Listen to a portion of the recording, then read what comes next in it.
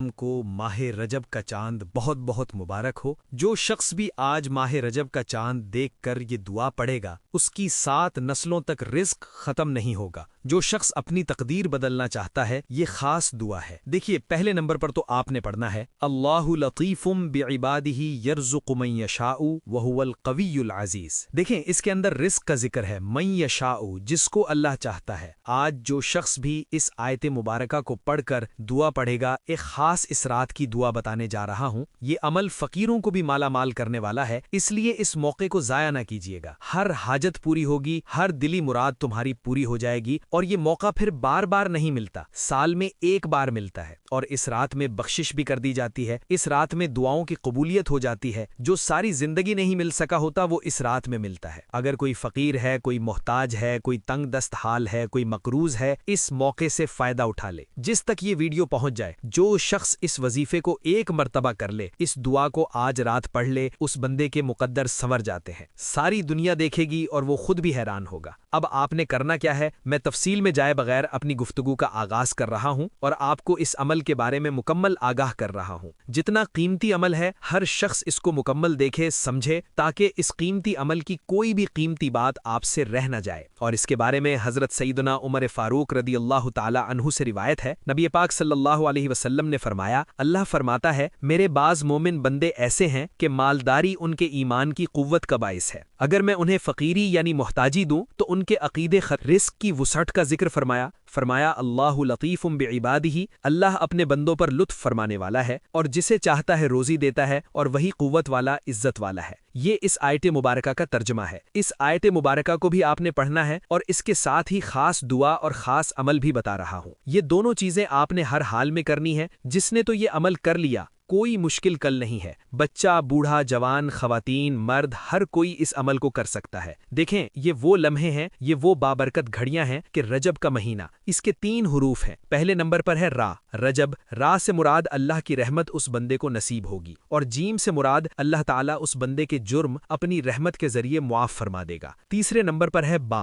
और बा कहते हैं बर को, एहसान को, नेकी को। अल्लाह फरमाता है, मेरे बंदे, मैंने तेरे जुर्म और तेरी खताएं और तेरी तमाम दुआओं को कबूल फरमा लिया। जो शख्स भी आज रात ये दुआ पढ़कर जो भी मांगेगा, अल्लाह ताला वहीं बैठे बैठे उस बंदे को अपने खजाना रहमत से अता फरमा देगा। अब इस अमल से 7 बड़े फायदे उस बंदे को होते हैं। 7 बड़े फायदे। उनमें से सबसे बड़ा फायदा कि उसके रिस्क में बरकत और कसरत होती है। 7 नेमतें उस बंदे को मिलेंगी, और ये ऐसा अमल है कि इससे पहले शायद आपको किसी ने न बताया हो। इस अमल के बारे में बहुत कम लोग जानते हैं, और जिसको पता चल जाता है इस वजीफे के बारे में, वो शख्स तो फिर पूरा साल भी उसको इंतजार करना पड़े तो करता है। क्योंकि एक बार कर ले फिर रिस्क इतना आता है, फिर उसका दिल करता है दोबारा भी ये मौका है, मैं दोबारा इस अमल को करूं। पिछले साल कई लोग ऐसे हैं जो इस अमल को विर्द में रखते हैं और करते रहे, और आज उनकी जिंदगियां बदल चुकी हैं, आज उनके हालात बदल चुके हैं। आज अल्लाह ने उनको इतना माला माल कर दिया है कि किसी चीज की कमी नहीं है। पहले नंबर पर रिस्क की बारिश होगी उस बंदे के घर में। दूसरे नंबर पर जितने उसके काम हैं वो सारे काम आसान हो जाएंगे, हल हो जाएंगे।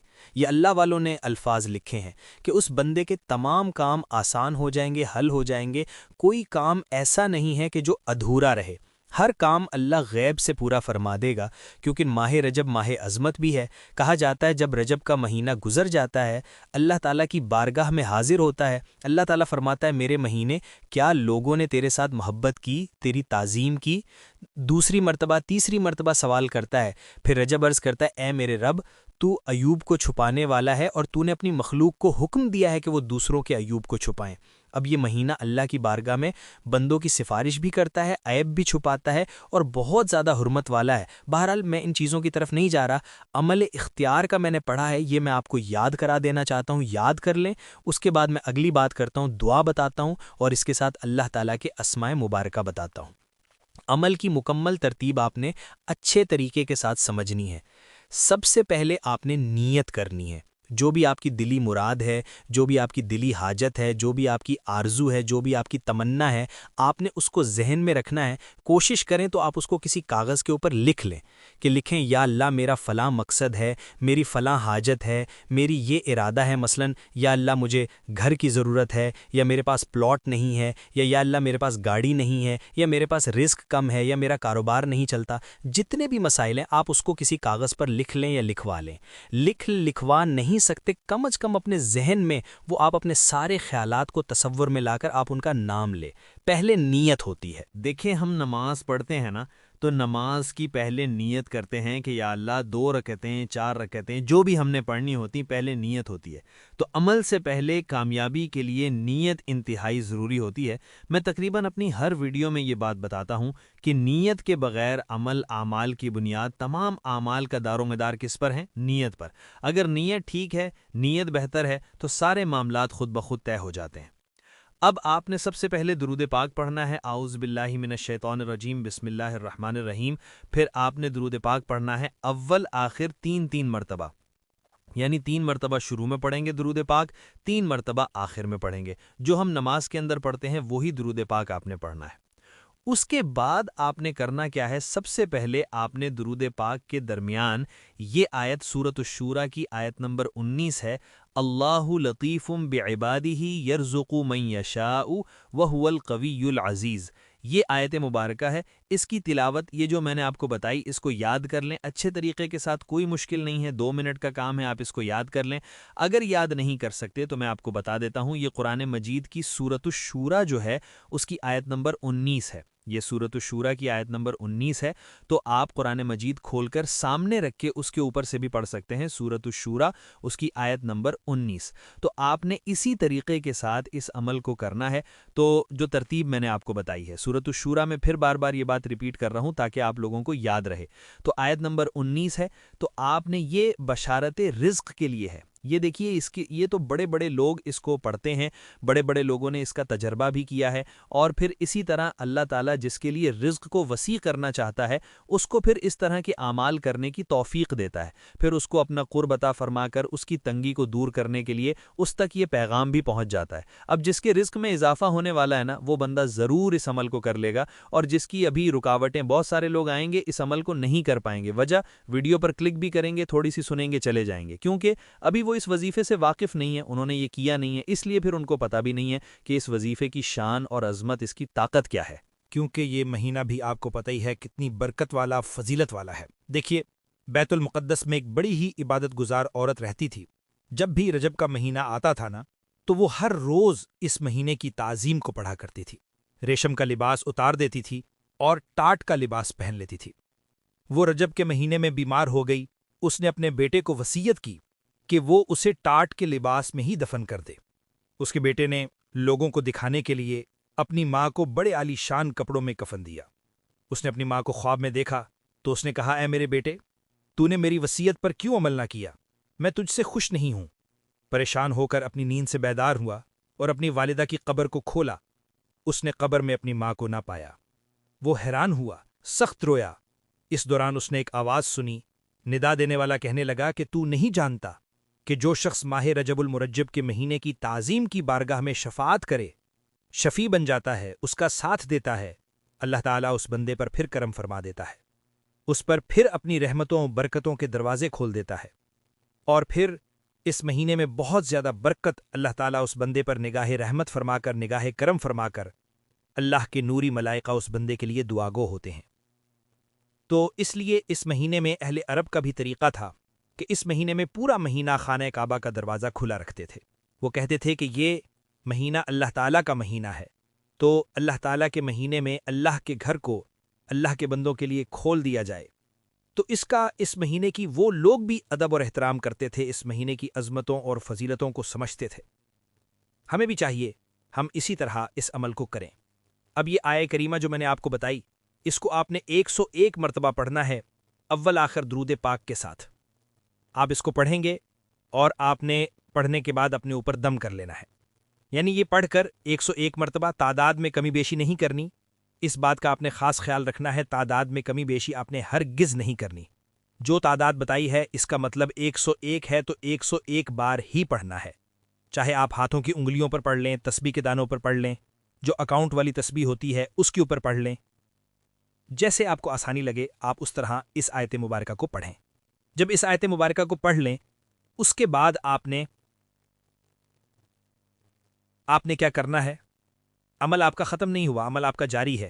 یہ آیت مبارکہ ہے، اب میں اس دعا کی جانب جا رہا ہوں جو بڑی خاص دعا ہے، جو آپ نے لازمی ہر حال میں پڑھنی ہے، جس کے ذریعے آپ کی تمام مشکلیں آسان ہوں گی، جس کے ذریعے اللہ تعالیٰ آپ پر اپنی رحمتوں کا نزول فرما دے گا، اللہ تعالیٰ کی برکات نصیب ہوں گی، دعائیں آپ کی قبول ہوں گی۔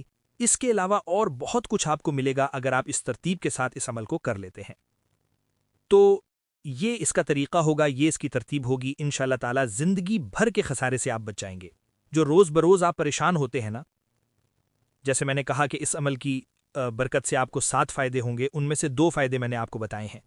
تیسرا فائدہ بھی میں آپ کو بتا دیتا ہوں۔ تیسرا فائدہ یہ ہے کہ وہ بندہ کسی کا زندگی بھر محتاج نہیں ہوگا، کسی کے سامنے اس کو ہاتھ نہیں پھیلانا پڑیں گے۔ اللہ تعالیٰ اس کو ایسی جگہوں سے رزق عطا فرما دے جہاں اس بندے کا وہم و گمان بھی نہیں ہوگا۔ تو یہ اس عمل کا تیسرے نمبر پر فائدہ اس بندے کو پہنچے گا جو بندہ بھی اس طرح اس عمل کو کرے گا۔ اب اس کے بعد آپ نے کیا کرنا؟ چوتھے نمبر پر اس بندے کو فائدہ یہ ہوگا کہ وہ بندہ مخلوق خدا اس بندے سے بے تحاشا محبت کرے گی، اللہ کی مخلوق اس بندے سے پیار کرے گی، یعنی اس کو تکریم ملے گی، یعنی لوگ اس کے ساتھ محبت کرنے لگ جائیں گے۔ اب میں آپ کو جو عمل اس کے بعد بتانے لگا ہوں، آپ نے اپنی جگہ پر بیٹھنا ہے۔ رات کا وقت، دن کا وقت، یہ عمل آپ 24 گھنٹے میں سے کسی بھی وقت کر سکتے ہیں۔ آج چاند رات ہے تو رات بھی کر سکتے ہیں، صبح، کل، شام، اگلے یعنی اگلا دن آنے تک آپ اس عمل کو کر سکتے ہیں۔ تو یہ اس کی ترتیب ہوگی، یہ اس کا طریقہ ہوگا۔ اب اس کے بعد آپ نے کیا پڑھنا ہے؟ یہ رزق کی تنگی کا وہ اب دعا کی طرف میں جا رہا ہوں جس کے بارے میں انبیاء کے امام تاجدار کائنات صلی اللہ علیہ وسلم کی بارگاہ میں یہ ملفوظات عالیہ حضرت میں یہ بات موجود ہے کہ ایک صحابی رضی اللہ عنہ نے حضور صلی اللہ علیہ وسلم کی خدمت میں حاضری دی، عرض کی دنیا نے مجھ سے پیٹھ پھیر لی ہے۔ فرمایا کیا وہ تسبیح تمہیں یاد نہیں ہے جو ملائکہ کی تسبیح ہے، جو فرشتوں کی تسبیح ہے، جس کی برکت سے اللہ ساری مخلوق کو رزق عطا فرماتا ہے؟ تو اگر تو یہ تسبیح پڑھ لے تو مخلوق تیرے پاس آئے گی ذلیل و خوار ہو کر۔ ان صحابی رضی اللہ عنہ کے بارے میں آتا ہے کہ جب اس نے یہ تسبیح پڑھنی شروع کی نا، ابھی 7 دن نہیں گزرے تھے تو حضور صلی اللہ علیہ وسلم کی خدمت میں حاضری ہوئی، عرض کی حضور میرے پاس دنیا اس کثرت سے آئی ہے کہ میں حیران ہوں، کہاں اٹھاؤں کہاں رکھوں، یعنی میرے گھر میں رزق رکھنے کی، دولت رکھنے کی جگہ کم پڑ گئی ہے، اتنا اللہ نے مجھے رزق دے دیا۔ تو ہر تنگی سے امان و سکون عطا فرماتا ہے اللہ تعالیٰ، ہر جگہ سے ایسی جگہ سے رزق عطا فرماتا ہے جہاں بندے کا وہم و گمان نہیں ہوتا، جس کے لیے چاہتا ہے وہ اس کو عطا فرماتا ہے، اس کے خزانے میں ایک ذرہ برابر بھی کمی نہیں آتی۔ وہ ہمیں اگر لاکھوں کروڑوں بھی عطا فرما دینا تو پھر بھی اس کے خزانے میں ایک ذرہ برابر بھی کمی نہیں آتی۔ اس لیے یہ تصور رکھنا ہے کہ رازق جو ہے وہ رب کی ذات ہے، کوئی بندہ کسی کا رازق نہیں ہے، رزق دینے والی ذات حقیقی جو ہے وہ میرے رب کی ذات ہے۔ دوسرا یہ تصور رکھنا ہے کہ آپ نے اللہ کی بارگاہ میں آج رات پکا سچا وعدہ کر لینا ہے کہ یا اللہ میں تیرے ساتھ عہد کرتا ہوں، اگرچہ مسجد میں بیٹھ جائیں، گھر میں بیٹھ جائیں، جہاں بھی بیٹھے ہوئے ہیں، آپ دنیا کے جس کونے میں بھی ہیں، جس جگہ بھی ہے، آپ نے اس عمل کے آغاز میں سب سے پہلا یہ کام کرنا ہوگا کہ اللہ کی بارگاہ میں پکی سچی توبہ کر لینی ہے کہ یا اللہ میں آج کے بعد کبھی حرام رزق نہیں کماؤں گا، کبھی کھاؤں گا نہیں، کبھی بچوں کو نہیں کھلاؤں گا، کبھی کماؤں گا نہیں۔ یہ سارا اللہ تعالیٰ کے ساتھ سب سے پہلے نمبر پر عہد کرنا ہے۔ یہ تسبیح بالکل آسان سی تسبیح ہے، یہ تسبیح آپ نے پڑھنی ہے۔ اس کے ذریعے اللہ تعالیٰ اگر بندے کے گناہ سمندر کے جھاگ کے برابر بھی ہوں رب معاف فرما دیتا ہے۔ یہ ایسی تسبیح ہے تو جب آپ اس کو پڑھیں گے انشاءاللہ تعالیٰ آپ کو خود پتہ چل جائے گا کہ یہ کتنی کمال کی تسبیح ہے۔ اس کو آپ نے پڑھنا ہے 100 مرتبہ۔ سب سے پہلے نمبر پر اللہ تعالیٰ کی بارگاہ میں اس ارادے کے ساتھ پڑھنا ہے کہ اللہ تعالیٰ جو ہے وہ میرے گناہوں کو معاف فرما دے، اور اللہ تعالیٰ کے ساتھ عہد کر لینا ہے، وعدہ کر لینا ہے۔ یہ تسبیح پڑھیں سبحان اللہ و بحمدہ، سبحان اللہ العظیم و بحمدہ، استغفر اللہ۔ یہ تسبیح آپ نے پڑھنی ہے، اس نیت کے ساتھ پڑھنی ہے کہ یا اللہ جتنے مجھ سے گناہ ہوئے ہیں اور میں تیری بارگاہ میں توبہ و استغفار کرتا ہوں، تو معاف فرما دے۔ اور پھر اس کے بعد آپ کو جو میں نے آیت مبارکہ بتائی ہے، آیت کریمہ آپ نے پڑھنی ہے۔ اس کے بعد آپ نے تیسرے نمبر پر دعا پڑھنی ہے۔ تو ٹوٹل یہ آج رات کے آپ کے 3 کام ہو جائیں گے۔ یہ دن میں بھی کر سکتے ہیں، رات میں بھی کر سکتے ہیں، یہ آپ کے لیے آسانی ہے۔ جیسے آپ کو آسان لگے آپ اسی ترتیب کے مطابق اس کو کر لیں۔